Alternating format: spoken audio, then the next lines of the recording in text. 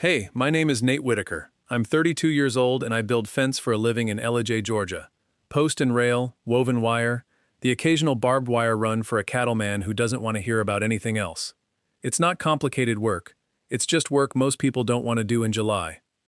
The call came on a Tuesday morning in the middle of June, about 10 after 7, from a number I didn't have saved. A woman's voice, already apologizing before she'd finished her first sentence, telling me her goats were out on Yukon Church Road, and she'd already had one driver stop and be very unkind about it. I asked her where she was, and she gave me an address off Carteke River Road that I knew because everybody my age knows it. 11 acres and a barn that Ada Poole ran by herself until she died, back when I was in high school. I said I'd be there in 20 minutes. I was there in 15. Now, before I tell you about that morning, I want to give you something out of order, because I've told this story a few times and it doesn't land right unless you know it's coming.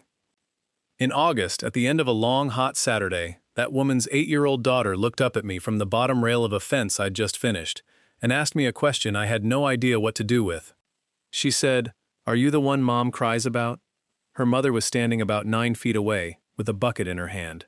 I'll get to it, but everything between June and August only makes sense if you know that's where it was heading.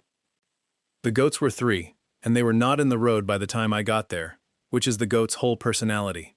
2 of them were in the front yard eating something they shouldn't have been, and the third was up on the hood of a Corolla that had clearly stopped mattering to anyone a while ago. She came around the side of the house in muck boots and a t-shirt with a school logo on it, hair up in a clip that was losing the fight, and she was maybe 5'4" and moving fast. They're not usually like this. "Ma'am, they're always like this." That's goats. Her name was Della Poole, 29 years old, and Ada Poole was her grandmother, which I'd more or less worked out on the drive over. She'd moved out from Marietta 14 months earlier with a daughter and a U-Haul and about 100 things she didn't know yet. I walked the fence line with her before I touched anything, because that's what you do, and what I found was about what I expected and a little worse. 400 feet of woven wire that Ada had put up sometime in the 90s, and it hadn't been maintained since. 9 posts rotted through at the ground line. You could rock them with one hand. The gate on the south side was hanging on one hinge and had been wired shut with a coat hanger, which somebody had done recently and had done fairly well, all things considered. And the whole back run along the creek was just gone. Not down. Gone.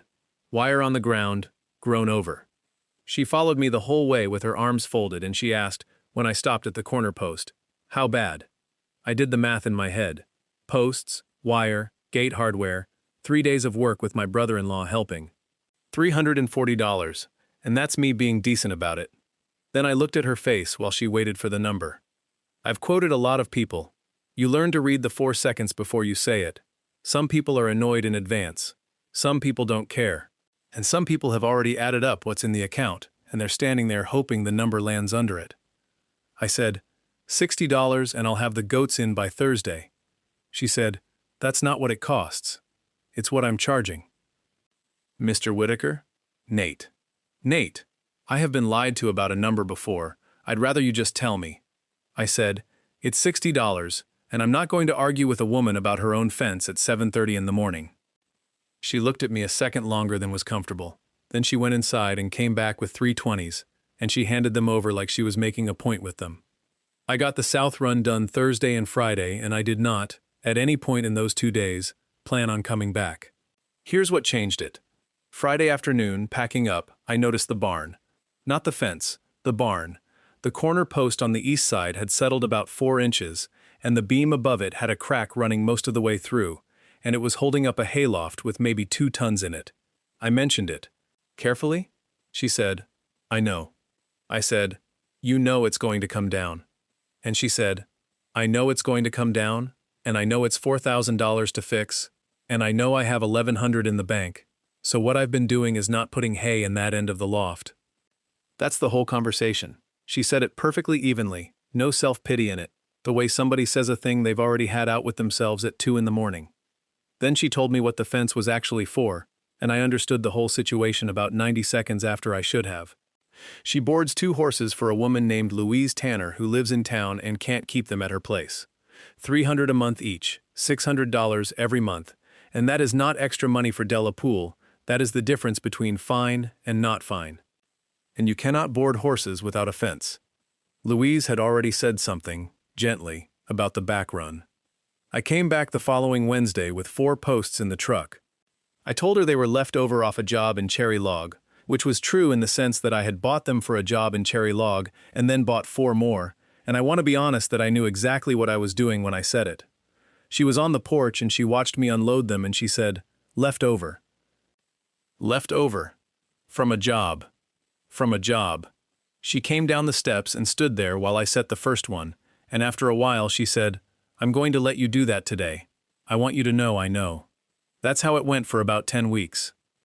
I'd come out Wednesday evening after I finished up, and most Saturdays. I got the back run done in July, which took 3 weekends because it's uphill and it's rock the whole way. I put a new gate on the south side. I sistered the barn beam in August with a friend of mine named Reuben, who owed me a favor and who charged me for the steel and nothing else. And every single time she'd try to pay me, and every single time I'd give her a number that was about 1/5 of what it was, and after a while she stopped fighting me on it out loud and started doing something else instead. She started feeding me. Which is its own kind of argument, and it's one I lost every week. I want to tell you about Josie. Josie Poole was 8 that summer and she had a bicycle with a broken bell that she rang anyway, on the principle that a broken bell is still a bell if you're committed. She did not talk to me for the first 3 visits. She watched from the porch with the specific unblinking attention of a kid deciding something. On the 4th visit she came down and stood about 6 feet away while I was stretching wire and said, "That's not going to be tight enough." I said, "You think so?" She said, "Grandma's got tighter." Her grandmother had been dead 9 years, and she'd never met her, and she was going entirely off a photograph.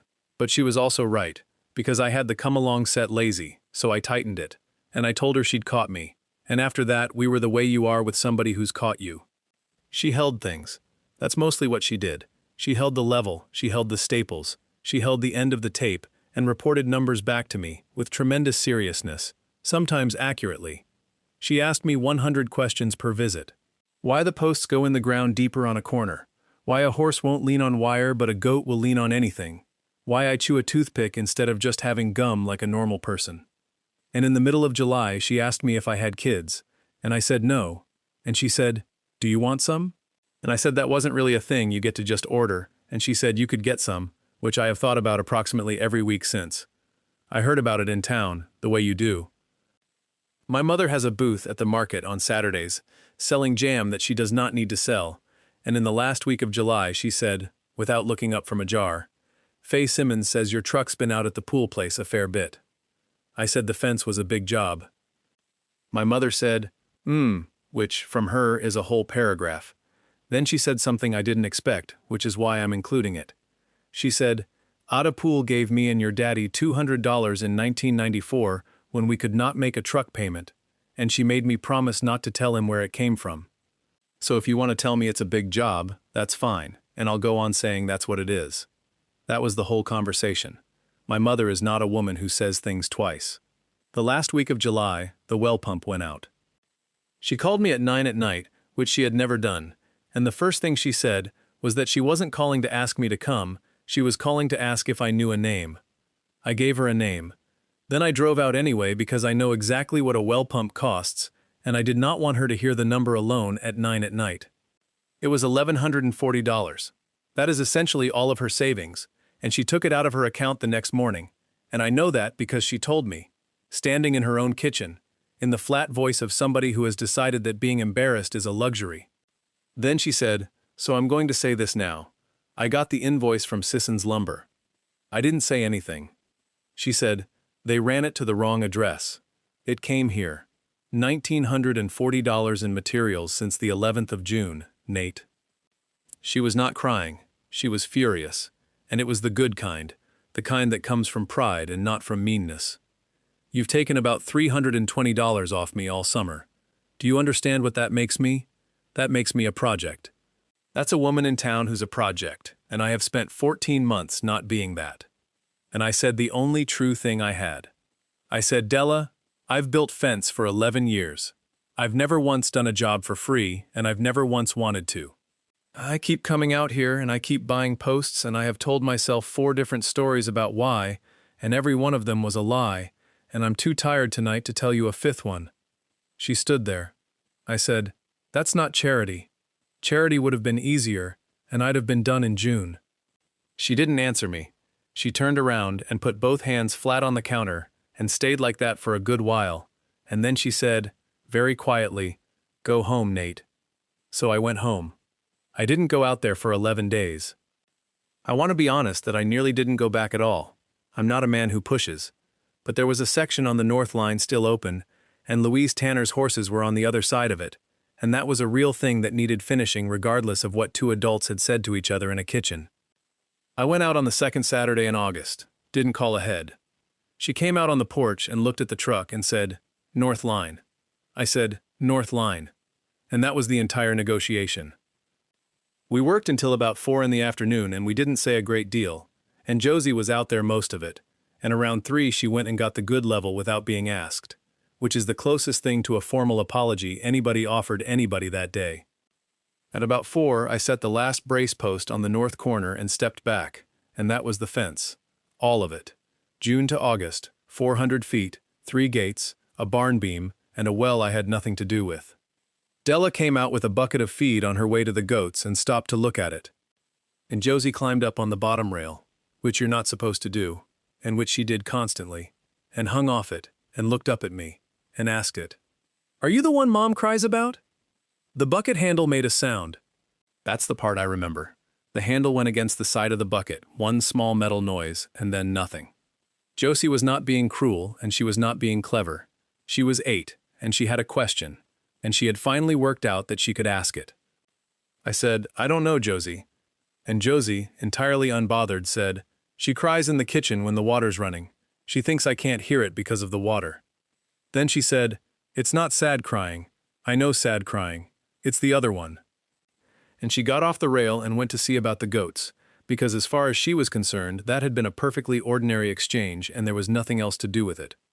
Della and I stood there for what felt like a long time, and was probably 11 seconds. Then she set the bucket down.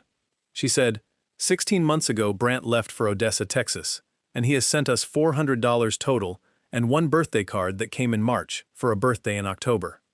She said, "And I moved out here to my grandmother's place because it was the only thing I owned outright, and I have spent every single day since making sure nobody in this county gets to look at me and see somebody who needs helping." She looked at the fence instead of at me. And then a man showed up in June and fixed 9 posts for $60 and would not stop coming. I said, "Della." She said, "I'm not finished." So I shut up. She said, "I cry in the kitchen because for 14 months I did all of it by myself, and I was good at it and I was proud of it, and then somebody helped me and I found out how tired I actually was. That's it. That's the whole reason. It's the most embarrassing thing I've ever said out loud." And then she said, "So, is she right?" And I said yes. I didn't dress it up. I'd had 11 days to work out something better, and I hadn't come up with anything, and it turned out, yes, was the whole thing anyway. That was 3 years ago. Louise Tanner brought 2 more horses in that October, once the North Line was up, which put Della at $1,200 a month, and by the following spring she'd taken on 2 more from a woman in Blue Ridge, and stopped doing the medical billing at night. She paid me the $1,940. All of it in 4 payments, and she would not hear a word about it, and I have learned since that there are things you let Della Poole win, and that is one of them. I kept coming out on Wednesdays. That did not change, and neither of us ever discussed changing it. We got married in the field behind that barn in the September after, with about 40 people and my mother's jam on every table, and Josie stood up front holding the rings in a jar because she asked to, and because nobody could think of a reason why not. The barn's fine. Reuben and I redid the whole east side properly the second year. Josie is 11 now. She has a horse of her own, a stubborn little bay called Marbles, and she can set a corner post better than most grown men I've worked with, and she still rings a broken bell on a bicycle she is far too tall for.